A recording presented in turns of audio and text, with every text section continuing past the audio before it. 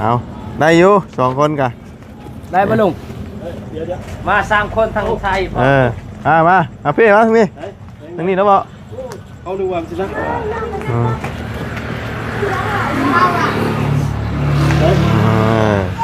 วางใช้ก่อน นี่แหละวางอยู่นี่แหละวางอยู่นี่ก่อนก็ได้ ไหนมองไหน นี่รู้แล้ว นี่เนาะเขาสิตั้งมุมได้นี่น่ะฮะ แกะก่อนแกะเบิ่งก่อน ฮะจะได้ ฮึบ ยุกแม่นลีได้โอ้ย ก็ยุกกันเลยเพิ่นไปปาดดิ เนาะ มาเลยเนาะ ปะอยู่ใช่ปะอยู่หันบ่เบิ่งก่อนใหญ่ซำใดตูนใหญ่บ่ใหญ่กว่าของอันนั้นบ่ เดี๋ยวเอากระดาษเอาไปก่อน เอาฉีกนี่ก่อน มื้อนึงแหละว่ะ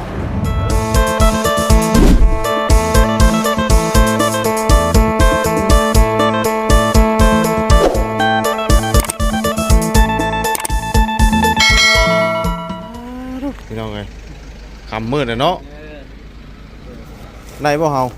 ได้อยู่ได้อยู่ดอกเนาะเดี๋ยวมาเอาตู้เย็นพี่น้องกันเนาะพอน้องใช้ว่ามาซื้อตู้เย็นมาแก้ตู้เย็นพี่น้องเลยคำเติบได้7 โมงแล้วตอนนี้7 โมงไปแล้วมาตะเวียดวะล่ะเรามาเลยเราไปขามไปเวียดฐานน้ำมันตะเวียดเนาะตอนค่ำๆพี่น้องเลยเอาทักทายสบายดีและสวัสดีเด้อพี่น้องเบิดทุกคนเนาะป้าสนเนาะมีแต่ยุคขึ้นก่อนพี่น้องเลยเดี๋ยวจังไรกันยังเมื่อต่อเอาซื้อห้านไหนนี่บ่เป็นปิดเลยเนาะ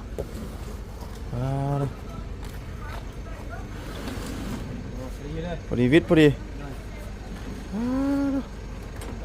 ตู้แช่เนาะเดี๋ยวเมื่อพุ่นได้ฮอดเฮือนน่ะจึงเบิ่งน้ำกันเนาะตัวเดี๋ยวจึง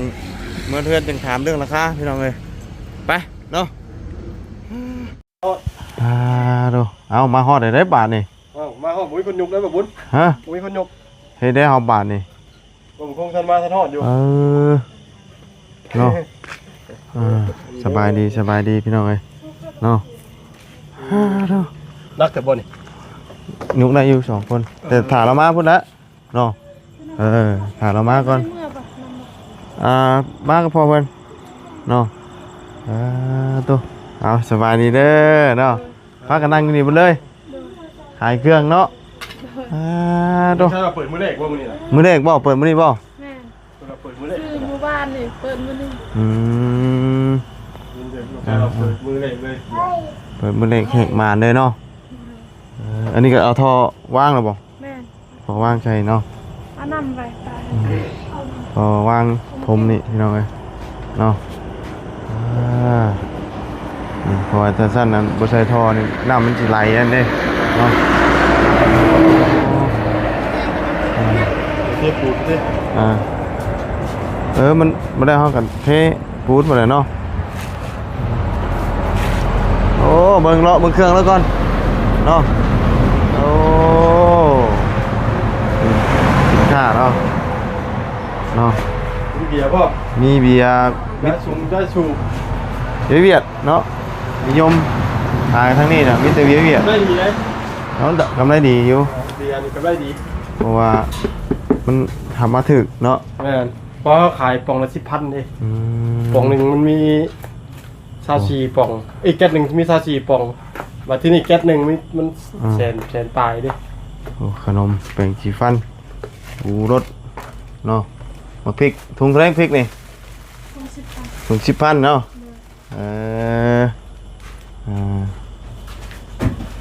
อันนี้มีปืนฉีดน้ำอีกนี่เนาะตามฤดูกาล นี่ปูนตัวใหญ่ ฮะ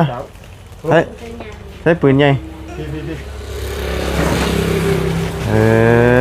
ตาอันนี้อาตี้เลยอาตี้ตา เบิดเท่าไรเลยซื้อของเขาห้านนี่ 10ปลายล้าน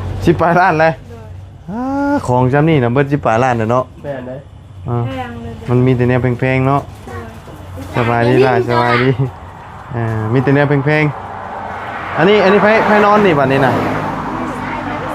นอนกับชาย2 คนใส่เราเฮาดึงประตูลงเนาะแต่ว่าโดย นวด ดกินมาก แต่ว่าเสียอย่างหนึงนะเจ้านอนอยู่นี่ เสียง เสียงรถอู้คือ ปัง คือว่าแล้วเนาะเดี๋ยวเฮาเคยนอนน่ะเนาะเฮาเคยนอนใกล้น่ะเนาะ ผมเคยชินเลย เออ แบบเดียวครับ นอนคืนนี้บ่หรือว่านอนมื้อใดนี่น่ะ โดนรัวน อนเมื่อวานนี้ ลงไว้มาอยู่พี่เลย โดย ทำการนี้อยู่พี่เลยเนาะ อืม มาดูสวยพี่เลย เบา เดี๋ยวครับดวงจมพงถึก อ่า ได้ยิงยิงอยู่แต่ใดเนาะ อ่าเนาะ วันนี้ใหญ่เลย ใหญ่แล้วเป็นสาวแล้ว พี่น้องสักปีนะตอนนี้ 12 12 2 ปีเต็ม อยู่บ้านเพิ่มใหญ่12 ปีกับพัว อืม ทำลงไว้อย่างเงี้ยเพิ่มใหญ่นะ ชวนหลายคนทั้งเราเทิงนี่สิเอาผัวไว้เนาะ13 14อันนี้ปลากระป๋องบ่นี่น่ะปลา ก่อนกองเป็นสีนั่น นี่ปลากระป๋อง ดูได้นี่ก็เป็นสี กระป๋องลาวเฮาบ่คือเวียด เออ นี่ของเวียดติเนาะ ก็เป็นเล่นแบบไปชื่อก ระป๋อง พอดีว่าอันอย่างนั้นอันซาลาบ่พอดีว่าซาลาก ระแซ่บคือกันเนาะนี่จ้ะ ถ้าว่าบ่เห็นโลโก้นี่คิดว่าเป็นซาลาเด้อเนาะพวกพี่เพิ่น ของนี่สิเติมหยังแน่นี่สิเติมหยังแน่ เดิมลายกัน หลายอย่าง โดยเป็นนัวเกลือก็ยังบ่ได้ซื้อ เกลือเป็นนัวเนาะ สบู่ เออได้ใครแล้วบ่มื้อนี้น่ะมีคนมาอันนั้นแวะอยู่ติ โดยก็มีอยู่ลูกค้าน้อย คนทันในหูเนาะให้คนหูก่อนนะลองเลยสบายดีเด้อเนาะเดี๋ยวถ่าทั้งบ่าวผมพรมมาก่อนมาบ่ฮอดพี่น้องเอ้ยขี่รถจักรไปเรานั่นเราไปข้ามไปเวียดก็เลยเอาล่ะเพื่อเรามาเนาะไปถ่าเรากับพอดี7:30อยู่หั่นก็ตอนนี้ก็8:00ปลายแล้วพี่น้อง โทรหากันสนั่นหวันไหวอยู่ โทร ตอนที่เจ้าออกไปนะ โทรบ่ติดเพิ่นอยู่เวียด ดีกว่า บ่มีสัญญาณโทรไหนก็บ่ได้ โทรหาลงชัยวะลงชัยโทรไปติดอยู่เพิ่นน่ะติดแล้วมันโทรอันทางอันแอปเนาะทางแอปเนี่ยมันว่าคล้ายว่า ตื่นซื่อ ตื่นชื่อ ๆโทรในใดก็บ่ติดโทรหาน้องชายก็บ่รับบัดเนี่ยเฮ็ดจังไดดีบัดนี้วะเนาะ เพราะว่าเพิ่นเมื่อกี้นี่เพิ่นว่ากำลังมื้อก ำลังมาตึก เนาะใครตื่นเนาะ จากนี่ไปพุ่นจักกิโลอะ โอ้ชาวปลายพุ่นเด้ ฮะ อยู่ชาวปลายเนาะ เออ มันชาวปลาย ใครตื่นเนาะจากไทยแดนลงไปตัวอันว่าเมืองเซปูดีๆนี่มัน40กิโลเลยเนาะ แม่น40 เลย ไกลเติบแต่ว่ามันทางซื่อเด้มันคืออันนั้นมันคือแบบว่าใกล้เนาะเอาแลนรถได้สะดวกไงมีน้ำอันนี้น้ำทั้งชั้นนี่นะ อันนั้นมันน้ำมัน หึ น้ำมัน น้ำมันยังนี่นะ น้ำมันเวียดนี่แหละ น้ำมันอัน มันรถ นี้ ไถ บ่ รถจักรเห็นบ่ น้ำมันใส่รถ โอ้ ขวด10,000บ่นี่นะ 25 25 คนเท่านี้มีแต่25เบิดแต่เก่าสิ10,000 แต่เก้า5,000แต่กี้เนาะ5,000 โอ้ยคำว่าบ่พื้นคำตะกี้นั่นแบบที่ลุงหลวงบ่ได้เติมนะเอามันไปกันเฮาบ่มั่นใจได้ว่ามันหน่อยเนาะแต่ว่า ก็บ่แม่นของเฮาของคนทบาลในภาคให้ เพิ่นฝากขาย แม่ภาคให้ 25,000กีบ รถ พี่น้อง รถ นะ จักรบ่เนี่ย รถจักร โดย น้ำมันรถจักรแต่เป็นน้ำมันเวียดเนาะโธ่ คำท่าบ่บอกเขาคิดว่าเป็นน้ำมันพืชมัน คิดว่าน้ำ มันเมนคิดว่าได้กินว่าน้ำมันเลยแต่ว่าน้ำมันนี่ตามร้านเขาต้องวางอยู่สั้นเนาะเปิดจะได้หัวาเขามีน้ำมันขายเด้ แม้แต่มีห้าไม่ มีเป๊ปซี่เนาะเครื่องนี้แม่นไปซื้ออยู่เวียดมาเลยป่ะ เฮาตัวนี้เฮาซื้ออยู่เวียดลมเฮาซื้ออยู่เวียด ก็มีแว่นตาน้ำแว่นตาเล่นสงกราร ที่ไม่เหมือนไปเดี๋ยว ได้มันตามใหญ่กัน ใช้เป็นตาผู้ใหญ่ ชื่อไว้น้องว่าง ามบ่เฮ้ย ตามไปดูกันอันนี้น่ะ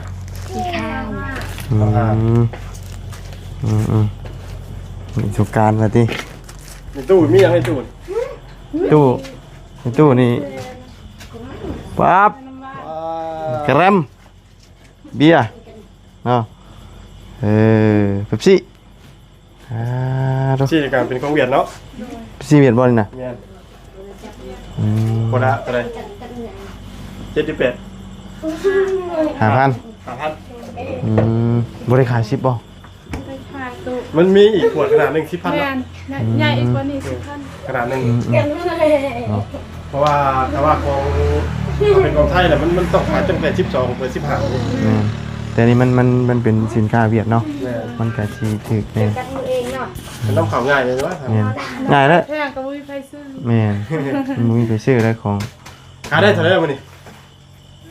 ได้อยู่หน่อยนึง คุยได้บ่แสนบ่ เดูเพราะว่า แข่งตันทอดเนาะ ว่าถามต้องใช้ตอนนี้3,000แล้ว เครื่องยังทันได้ครบอีกอย่างเฮาเพิ่งเปิดเนาะ ไก่แล้วก็มี นี่เนาะแต่ก็ยังบ่ทันหลายมีเอาว่าไงเอาอย่างหน่อยก่อนเนาะพอมีของในห้างก่อนพอครับ นี่ผู้ใหญ่จะดีเนาะเพิ่นฝากมาอุดหนุนน้องเพิ่นก็ได้ เฮ้ยบ่ได้ใช้ส่งบ่ล่ะ ใช่ ใช่อยู่บ่ โดย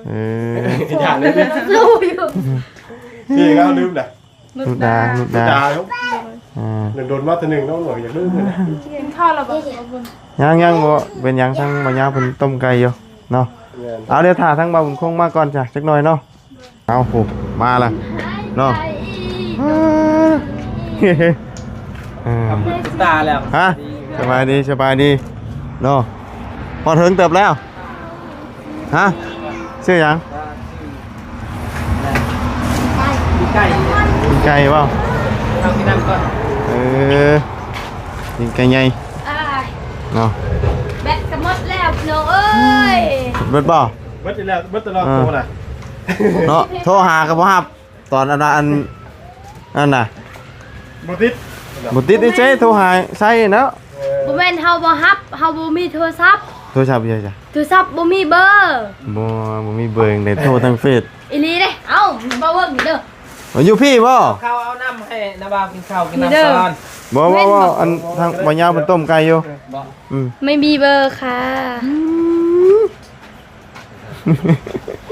เชื่อมสปอนเอาบ่ โทรว่าอันให้โทรหาบ่คงบ่ติดว่ะเนาะเฮ็ดได้ไหนก็บ่ติดตายคักบัดนี้ว่ะ รอเขาทำ เอาขึ้นในคนนี่ สอง เข้าคนเติมนอน เออ บ่ได้มีพนักงานบ่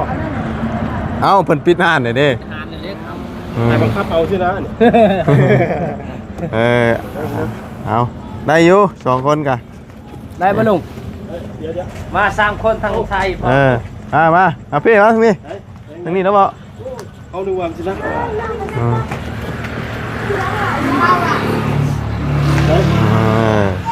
วางใช้ก่อน นี่แหละวางอยู่นี่แหละวางอยู่นี่ก่อนก็ได้ ไหนมองไหน นี่รู้แล้ว นี่เนาะเขาสิตั้งมุมได้นี่น่ะฮะ แกะก่อนแกะเบิ่งก่อนเป็นอะไร บ่เขาสิตั้งมุมได้วะ สีได้นี่ นี่ เนาะ นี่ตั้งมันนี่แหละ สีได้พอ เสื้อสีขาว พี่น้องรุ่นน้ำกันว่าสีได้สีได้ตัว สีขาว มันก็มีแต่สีขาวแม่น เนาะตัวแสมีแต่สีขาวใช่มั้ย สียังมาสีรุ่นได้รุ่นเก่ารอคอยว่าจะ รอคอยใส่ปะ รอคอยเด้อพี่น้องเด้อรุ่นสีได้เนาะบางเทื่อสีอื่นก็มีเนาะ นี่ฮะจะได้ ปึ๊บ บ่ ยกแม่นลีได้โอ้ย ก็ยุกกันเลยเพิ่นไปปาดดิ โอ้ยเนาะ บ่เลยเนาะ ปะอยู่ใส่ปะอยู่หั่นบ่ เลยบ่ไปหั่นน่ะ เบิ่งก่อนใหญ่ซำใดตูน อ๋อ ใหญ่บ่ใหญ่กว่าของอันนั้นบ่ เดี๋ยวเอากระดาษเอาไปก่อน เอาฉีกนี่ก่อน มื้อนึงแหละว่ะ ก็มื้อนึงแล้วใหม่ๆ เอามื้อนึงเลยได้สบาย ได้บ่นี่ก็ เอามือสองไปใช่ไหม ตัวใด มือสองนี่ไปใช่ ใช่มือมีมือสอง มือหนึงมือช่องบ่ มือสองไปใช่ มือช่องจัก สองขา แม่น ใช่โอ้เป็นสองฟังเนาะ ใส่น้ำก้อน แม่น ตัวนี้ใส่น้ำ ตัวนี้ใช่ เย็น น้ำ เลยอันนี้ ตัวใดใช่น้ำก่อนตัวใด ตัวนี้ใส่ำ ตัวนี้บ่ ตัวนี้ยังไม่ได้ใส่ แม่นบ่ เอาเจ้าก็อ่านแม่ภาษาเวียดนี่เบิ่งภาษาอ่านให้ฟังเด้อ ตู้เวียดบ่นี่นะ แม่น ซิลิสรู ดิฉันรู้ ใช่นี่ย้ายเครื่องออกแล้วก็เอาไว้อยู่นี่แม่นเหรอ เพราะว่าเขาต้องทิ้ง มือ เนี้ ย่าง เนาะ มือนี้ก็ได้ ทิ้งใช่นี้ ลูกบอกภาษาเวียด โอ้โหเลยพูดเดินจมนะ แต่อันก ฮะผมเกิมขึ้นกินเข่าอันนี้พูดเดินตรงนั้นนะ อันเกิม อันเกิม อันเกิมเชื่อ อันเกิมเตี้ย กินข้าวแล้วบ่กินข้าวแล้ว ตัวนี้แช่ชีสนี่เด้ฮู้เพิ่นบอกอยู่ โดยแม่นแหละ เนาะ โดยอันนี้เราอันน่ะเครื่อง แซ่ เค เรา รื่องดื่ม สององศา ตัวนี้ชิปบ่นี่ 1 10องศา 2 แช่เบียร์เพราะว่าถ้าเบียร์ใส่ตัวนี้มันสีแข็ง มาสิแค่ 6โอ้ใหญ่กว่า ฮะ ใหญ่เนาะตัว มัน นี้ ตายปะ โดยแม่นแหละ เท่าไหร่ราคา ราคา6ล้านกับ7แสน 6ล้าน 6ล้าน7แสน 6ล้าน7แสนนี่ โอ้ ก็ ใส่ของพันได้แล้ว มัน แม่น หมื่นไปแล้ว เขาทำแล้ว ล้าน700,000 10,000 หมื่นหนึงพอดี เขาทำแล้วอันน่ะของไทยแบบว่าเขาทำอยู่สิโปนอยู่อันน่ะ ครับปลาพลัม อยู่อหย่างก็โตบนทางลุงชื่อตู้เย็นนี่นะ เออ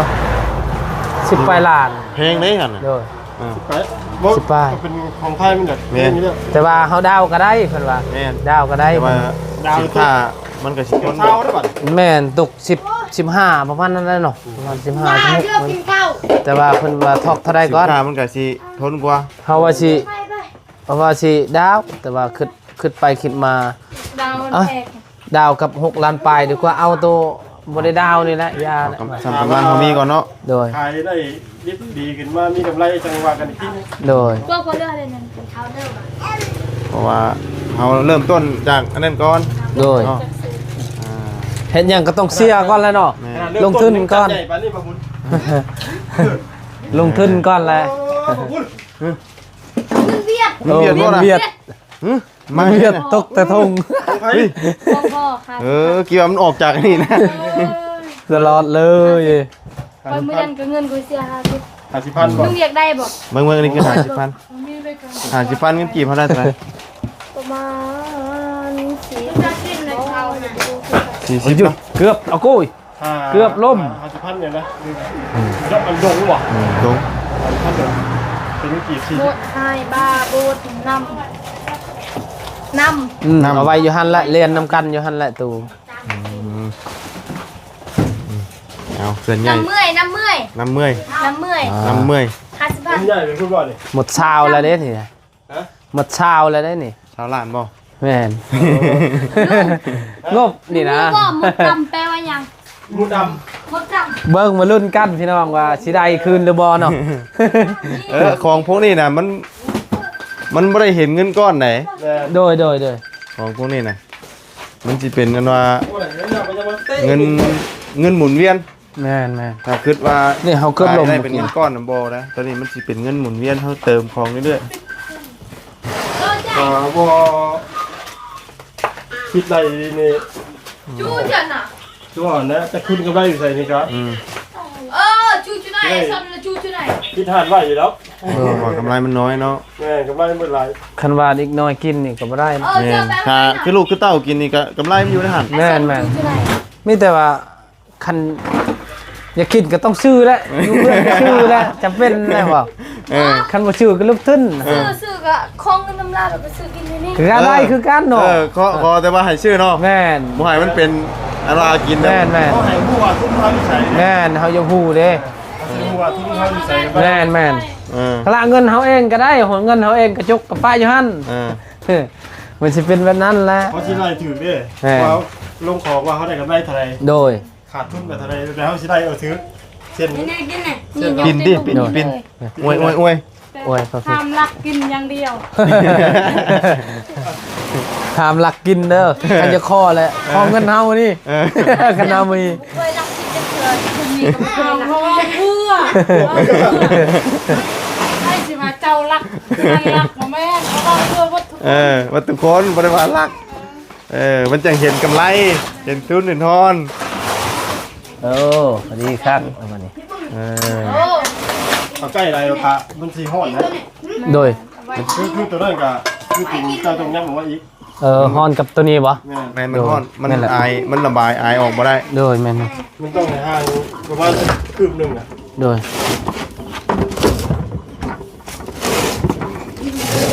มันนั่นเนาะโดย โอ้เขาอีกตัวหนึงก็ได้เป็นไง ตรงนี้เนาะ ชื่อบ่ดี เยอะ ลุงเพิ่มหรอวะชื่อ แม่ ลุงเพิ่มเพียง โอ้รุ่นแล้วทีนี้ ได้ใช้ประโยชน์ เป็นยัง ตำอยู่พุ่นละอยู่เฮือนเวียดอันเวียดมันไหวอยู่มันเอาลงแต่เฮือนมัน ยาและสมดีซื่อๆ บุ้ม ตัวนี้เขาปรับได้เด้นี่เขาก็ปรับองศาบ่ตัวนี้ แมน โดยมาเขาลองเบิ่งก่อนลอง ยังบ่ลอง เครื่องไม้ก่อนลองเครื่องไม้ก่อนพี่น้องเอ้ยไม่ใช่ใส่ทรายมาดิ สายมันอยู่เพี้ยวอยู่ชนอยู่ โอ้ ข้างหลัง อยู่นี่อยู่นี่ บ่บุญกินข้าวกินน้ำแหละ บ่ย่ามันต้มไก่อยู่ กินข้าวอยู่นี่เลยลูก บ่เป็นยังบ่ย่าเราต้มไก่เราเมื่อกิน พูดกันเดี๋ยวมึงไม่ให้กินน้ำมึงไม่ให้กินน้ำ ลูกกินอยู่นี่ก็ได้นะกินอยู่นี่ บ่อไว้อยู่นี่ก็ได้หรือว่าไว้ทางล่างก็ได้เนาะ บ่ถึง เอาลงตัวนั้นอีกมื้ออื่นน่ะก็สิเฮ็ดไม้อีก ที่ เดี๋ยวว่าจะว่าจะลองเบิ่งก็ได้ แม่นอันนี้ทดลองเบิ่งก่อนเอาทดลองเบิ่งก่อน มื้อนี้แค่ทดลองเบิ่งซื่อ เดี๋ยวสิปัดไง3 เมตรปัด3 เมตรเดี๋ยววันนี้ยอดวันนี้ต้องนี่มันก็สิได้2 อันพอดีเลย ๆ โดย นี่แหละปักแต่เพิ่นบ่ได้นะ มีแล้วปังเอาชื่อแล้ว มันทำประกันอยู่บ่นี่ บ่ได้ทำประกันเลยเด้อ ประกันอยู่บ่ เข้าไปใต้ที่ผมครูที่บ้าน บ่เพแล้ว พูดสิได้เนาะ บ่ คือสิแม่ สิอย่างหน่อยก็มีหับประกัน เฮาก็บ่ได้ถามเบิ่งได้เวียดเมื่อกี้นี่ว่าเจ้ารับประกันบ่ คือว่าเสียไพ่บ่เข้าเลย เขามีแต่ถามแล้วก็จ่ายเงินแล้วก็แล้วเลยเด้ ไม่เล่นใจฮ้อน คือสิ บ่คือไฟเก่าเขาก็ต้องไปเปลี่ยนแล้วนี่เนาะเด้ข่าวโยอ่ะ เด้เนาะไอ้เด้ โอ้เนาะ ตัวนี้ก็มีน้ำยาบ่ มีกัน เนาะ เนาะ มีมันก็บ่เย็นนะบ่ โดย ปิดก่อน 6 ล้านเนาะ6 ล้าน7แสน แม่น นี่แชร์ซีนตอนนี้แชร์พวกนี่กระโหลก แส กระ น แลม ลงลีโลเนาะ โดย พวกนี้ แม่นแหละ ซีนเข้ามาเฮาบ่มีกับบ่แชร์มันจังบ่บินเนาะ โดย สิ้นนี่ก็เขาแซ่กับของกินของขายเนาะเขาแซ่สิ้นบ่อยากแนะนำมัน บ่เฮาใส่น้ำก้อนตัวนี้ บางทีคนกินน่ะเวลา แม่น กินแล้วก็ไว้ ข้าว โดย เนาะนะ อ้าวบัดนี้ ร้อ ก็ ย ขอบใจละลายๆเด้อบ่บุญเด้อ โอ้ยเป็น ที่ ยา มา เนาะ แก ไปแก้ตู้เย็น ซอยตู้แช่เนาะครับ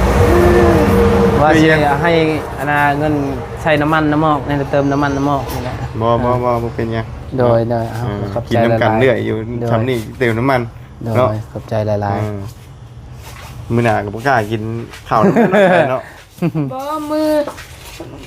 ออื่นบางเทื่อมืออื่นมือหือก็ไปกินปลา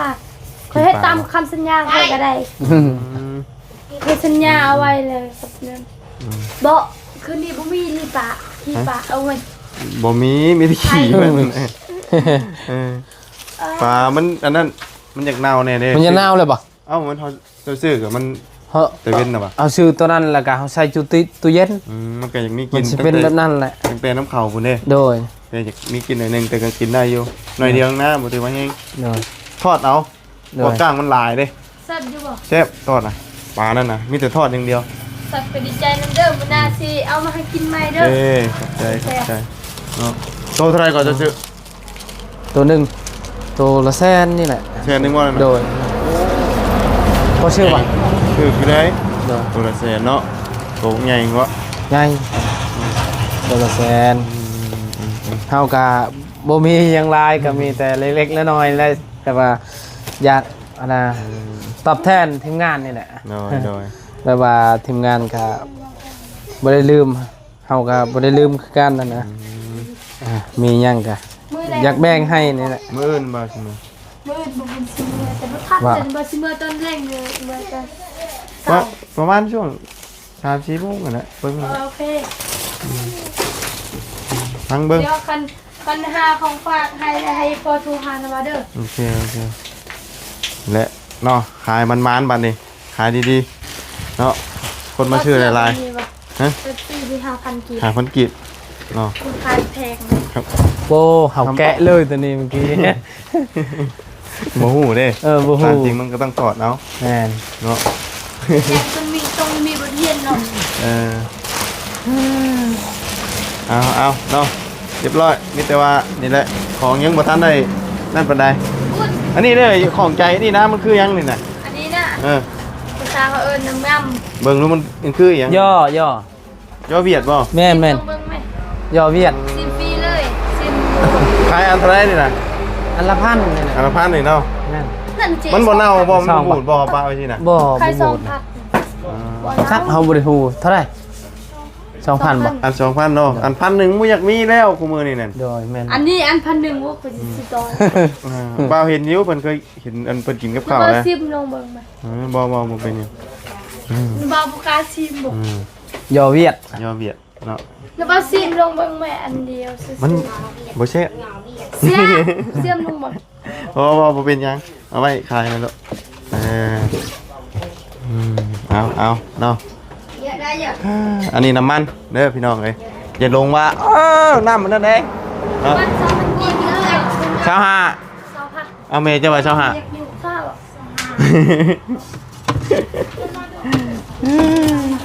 เลยมีกระแลมน้ำพี่น้องเอ้ยเนาะกระแลมพร้อม กินน้ำมัน ไปฉันน้องมาบุญกสิขอจบคลิปก่อนบานนี้เนาะโดยสบายดีเด้อ โดยสบายดีขอบใจละลายเด้อ ที่ ไปมาใช้สบายดีโดยมาเด้อทางนั้นเด้อโดยสบายดีเนาะโอเคเนาะเนาะเอาตู้เย็นลงเรียบร้อยพี่น้องเอ้ยเนาะไปสำหรับพี่น้องเนาะสำหรับคลิปนี้ก็ลำลาเลยเด้อพบเจอกันใหม่ขอบคุณพี่น้อง FC เด้อที่เข้าติดตามรับชมไปแล้วพี่น้องสบายดี